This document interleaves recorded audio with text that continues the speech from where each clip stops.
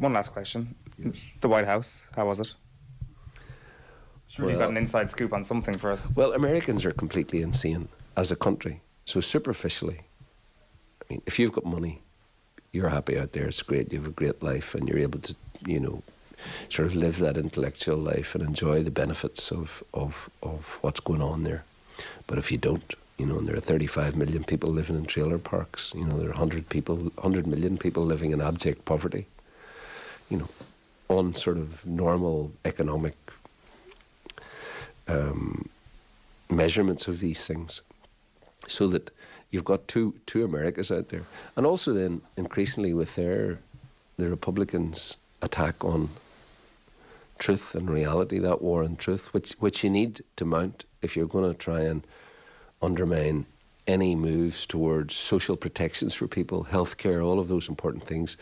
But if you're just going to run the country for the elites, you know, then you do what you do in America. You know, you attack truth, you attack respected news outlets, and you end up with Donald Trump, with tax breaks for billionaires, with a country that's run by lobbyists and billionaires, and a small group of Republican politicians for the benefit of the few. I mean, it's a weird country. Like, they have the biggest number of murders every year in the world. I mean, when I was out there, I met one of the Marines' top snipers. Lovely fella, and he toured me around the green room, you know, and he said, oh, this is a particular favourite of the First Ladies, and, you know, this is... And I was thinking to myself, you know, that guy would shoot you in the face and not, you know, not give it a second thought. It's a on the face of it, it's a brilliant country and all of that, but the truth is very disturbing, and I think it's becoming a very dystopian place where millions, tens of millions of people are living in despair and poverty. I mean, drug use is endemic. Pharmaceutical companies can get away with whatever they mean. Many of the pharmaceutical companies are essentially like the mafia. They're just big drug dealing networks. We've seen that with the fentanyl scandals, for example, where they've been bribing doctors to prescribe, you know, these extremely dangerous opioids for conditions that they were never meant for. You know, and then what happens is that after a 5-year investigation, the company pays $5 billion in compensation, but nobody goes to prison. I mean, it's a very dystopian society where the elites are almost fully insulated from the harm that they are deliberately causing to earn a few bucks. You know, and I think the lesson to be learned from Ukraine at the moment is the importance of us pulling together as good Europeans. You know, because we can see that the UK is starting to go exactly the same way as the US. The war on truth, the lies, the constant daily lies. You know, we're leading the world in bringing in refugees. What? Lying about where the lying that refugee centres have been set up when they haven't been set up at all. I mean, the BBC sent a camera crew and said they couldn't find it. Priti Patel said there was a pop-up centre in Lille. The BBC can't find it, and the mayor said that he hadn't heard of it. And, you know, the constant lies of Boris and all of that. And yet, you know, he got Brexit done, whatever that means. And that seems to be enough for people living in poverty in the once Labour-controlled areas of the north, you know, where food banks have flourished by over 1,000% in the last decade. And I see that the Trussell Trust are reporting this week that increasingly middle-class families are coming to them for food relief. Food relief. You know, people hungry and starving in a country as wealthy as England, you know, in a society as wealthy as the UK that's generating such billions, you know, and it's a warning to Ireland. It's a warning for us to make sure that we teach our children to think critically in the schools, you know, that we keep money out of politics, we keep lobbyists out of politics, you know, that we ensure that our politicians have a vocation for service and are doing it for the right reasons, because it's remarkably easy to end up in a dystopian society where politics is run by the elites for the elites. And that's what we've seen in America, in Russia, increasingly in the UK.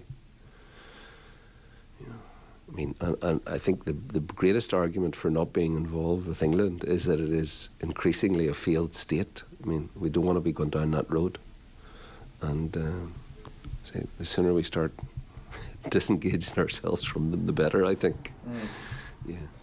Yeah, a warning, and also probably a signifier that things aren't as bad as we sometimes think around here either. When but you can never be complacent. Of course, That's what Ukraine teaches us. Yeah. We've become complacent. The idea that after 1989, after the fall of Soviet Russia, that really in future, that was it. Russia would move towards Europe. They would probably join Europe. The confederacies would probably join Europe. We would move towards an unparalleled era of cooperation. We would close down tax havens. We would have progressive, sensible taxation. And really we would harness the enormous resources of the world to make sure that no one was left behind, that everybody had an opportunity and felt free and were able to live a decent life. All of those things that we thought were going to happen, in fact, they haven't happened. And what's happening in the world is extremely worrying. It's Joe Brolly with you in Belfast. How did you get on in Belfast? What did you make of it? I love Belfast. It's a brilliant city, isn't it? There wasn't much of making something of I suppose I hadn't been to Windsor Park before. That was probably the new element of being up there this time. It's a nice facility, and other than that, I guess I'd kind of been around to most of the places I was at before multiple times. And yeah, it's a great city, isn't it? Have you been out in Belfast? Yeah, a good few times. Yeah. It's not closed at 11:30. Yeah, I was just about to say it would be great if it could push back to closing times. Although I guess I think it was a bit later. I think it has gone a bit later. Recently. It feels like 11:30. Sorry, yeah. But I think it's a 1 o'clock closing time, isn't it? Wasn't there something before COVID where the DUP had down tools and they were like, finally we have to give up our fight against badness, and we will allow you to stay open till 2 a.m. because bad things happen between 1 and 2. They had a few of their own. But then I think that they just didn't do it after COVID. And wasn't that the same down here as well? Wasn't there some talk of finally going to be free and be able to go till 4 o'clock in the morning like they are in every civilised city in the world? Didn't Helen McEntee introduce some sort of bill in early 2020, and then all of a sudden COVID came and everything just got put to one side? And actually, Dublin's closing at things are stopping at least at 3 o'clock as opposed to 3:30, which was, if I'm not very important half hour. Are they? Well, that's just why. What's the difference? What's changed? And there was definitely talk about it beforehand that it would be. I'm not sure was it all night stuff, but that was definitely on the table. So north and south, there was definitely talk of more liberties when it came to nights, and both of those things seem to have been shelved for now. In the aftermath of the discussions with Brolly and Finucane and the fans outside Windsor and everybody in the build-up about Casement, do you think Casement's going to go ahead, and do you think it's going to have any impact on the day-to-day life of non-GAA people? No is definitely the answer to that second part of that question. I think it'll be good for a short amount of time, for that one summer, to have games in Belfast, and Casement is the only avenue to that, and that'll be good for, as I say, a short period of time. It's not going to have any impact on the day-to-day life of those people. They might go to Casement for concerts as well, and that'll be that, and it'll be a great accessible facility to have in their city. Better to have it than not to have it, though. It's not going to be this life-changing thing. For GEA people, I think it'll be a far more significant thing. I went out to Ardoyne yesterday as well. Got to put together a piece that'll go out hopefully over the next few days. And their whole point is that as people well involved in the GEA, they don't have a facility to point to and say, you can be playing there if you make a county final or whatever. And they feel that that's having a real and meaningful impact on grassroots GEA. On top of that as well then is the kind of question about facilities for young GAA people in certain areas of Belfast, and North Belfast is one of those places where there is plenty of places to go and play football, but there are very few places to go and play GAA, where they're constantly renting out and paying a lot of money per year to rent out field spaces, green spaces, in order for their kids to actually play on it. So that for me is the greater question about young GAA people in Belfast, about the availability of green spaces, especially in the north side of the city. Casement will be a nice thing, and it's an essential thing in some ways if you want to put on big ticket events, which will be great for people. But I think on the day-to-day life there are far more important questions around that city. Now then, the first part of your question, will it or will it not happen, we'll have to see after Easter when this judicial review kind of comes to a head, whether or not the residents will have their complaints upheld.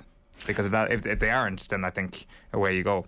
Yeah, this is the second judicial review, though, was it? Yeah. I didn't really understand that whole. It got very complicated. Yeah, the first one was upheld, so they reduced the capacity then. Okay. So it was a 38,000 seater stadium. Now it's down to about 32,000, I think, is for the planning permission that was granted last year. Right. So they're now saying that the planning permission was A, unlawful because there was no executive, and B, there was complaints from the residents still about this potentially being used for concerts, the Euros. You're telling us this is a GAA venue. Well, what's the story about the Euros? What's the story about these concerts potentially coming to Casement? I'm not sure if those arguments are actually part of the current one. The suggestion seemed to be that like a negotiated response to that for the local community might have got that over the line. That if you were to say, well, we'll build a community centre, or we will put funding into these following local amenities, then the residents might have been like, okay, that's what we wanted. Yeah. That's what Joe Brolly was certainly saying in the piece we played yesterday, that it could have been dealt with better at the time. There could have been a better dialogue with some of the local residents. There is no getting away from the fact that there is definitely an air of what we've seen in Croke Park down through the years with the relationship between the stadium and the residents. And maybe the GAA as a whole could have taken a few learnings, to use that terrible phrase, but from that into this a little bit better. And that's not just about Gareth Brooks, that's the handball situation in and around Croke Park as well. And obviously one of the people who would have been leading the charge from the residents' perspective in and around Croke Park would have been Eamon O'Brien, and he's also involved with the residents and has been involved with the residents in Belfast as well.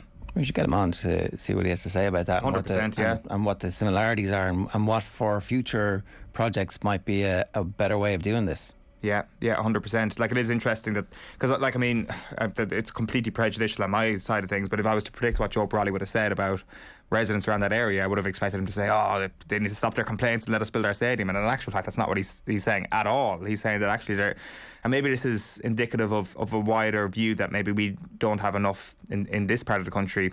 His view is very much listen to both sides of the argument and then proceed. But as you could hear from himself and John Finucane yesterday as well, their whole perspective on life at the moment is that nobody really cares about that, I guess, ultimate question about a one island approach to life in general. Their kids, especially those who are going to university and beyond, just are concerned about day-to-day life, and day-to-day life is pretty integrated once you get to a certain point in your life. All right, if you've got a view on that, we'd love to hear from you. You can leave a comment on the YouTube stream, or you can text us 0879 180 180. That's the number. You can WhatsApp us, probably the easiest way.